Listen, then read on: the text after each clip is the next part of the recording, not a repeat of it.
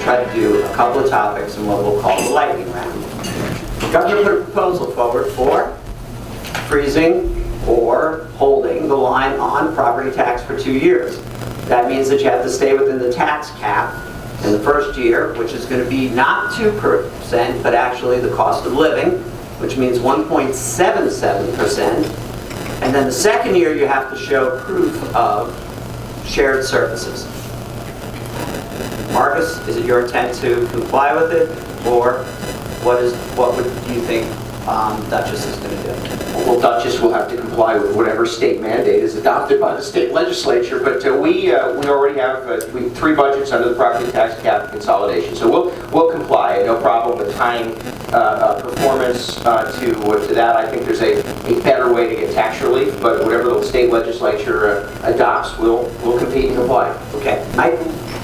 Yeah, when we look at this, we're already doing. We haven't raised taxes in 3 years, actually. When you net it out, we've lowered it. I wish they would have put this proposal in there earlier. We could have got a little credit for it.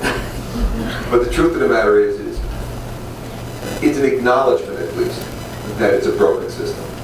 I don't know if they're acknowledging that they play a role in it in the state legislature, but there's an acknowledgement there that the system is broken. And so hopefully we're at a point now where we recognize we're taxing people out of the state of New York unnecessarily. We have to find a better solution. And so if that's what's going on here, then again, obviously we'll comply, we'll continue to comply. I intend to comply. I mean, I got to keep the Titanic from sinking. But it'd be nice if the state passed some mandate relief at the same time. They're going to be done next month, so it'd be a lot more palatable to all of us up here if they took some of those things away from us. Scott? I agree 100%. We began this discussion very recently once the mandate came out. We intend to comply. It's very complicated. I'm not sure that the payoff is as great as people think it might be, but we do intend to comply. Okay, Scott, let's start this one with you. Jails. All of you have very interesting situations when it comes to jails. Sullivan needs one. Orange has got extra space. Ulster's got extra space. Dutchess needs one. Scott, will you consider talking to your neighbor and saying one of the solutions is let's use the space that Orange County has and we don't need to spend $40 million, $100 million on a new jail? I would love to have that conversation, and maybe Steve and I should do that. I know that the obstacle in the past has been what the costs were being passed back to Sullivan County. If that could be a cost that we could live with and we could make work, then I think that would be an excellent idea. We are also mandated by the state to have our own jail, so we're dealing with that as well. So, but maybe it would allow us to build something different than the model that we have at the moment. Maybe we could scale it down and do something more creative, but it would depend, obviously, on what my neighbors or our neighbors would be how they would be willing to work with us. I'd love to sit down with Sullivan or anybody else. That's a great idea. Like you said, he's mandated to have his own jail, so half these problems are coming from Albany. Mike, you have extra space. We do. Again, we have the facilities to be able to accommodate additional prisoners in a regional approach. In fact, in many ways, we've been accommodating many of the prisoners that originated from Dutchess County as well. There has been a partnership in that process. No, it doesn't mean all they're bad. But we've already had this shared service together. But we're in a position where that's a perfect example of something that clearly needs to be addressed. Having something that functions in a more regional approach, there's no reason, from my perspective, that we have to have mega jails in every single community. If we're going to try to blur the lines between counties, like the general public views in a sense, again, I think that's critically important. I always say that my family that originated in Queens and also in Brooklyn never thought of Dutchess County or Ulster County or Orange or Sullivan County. It was all just upstate. It was the Catskills.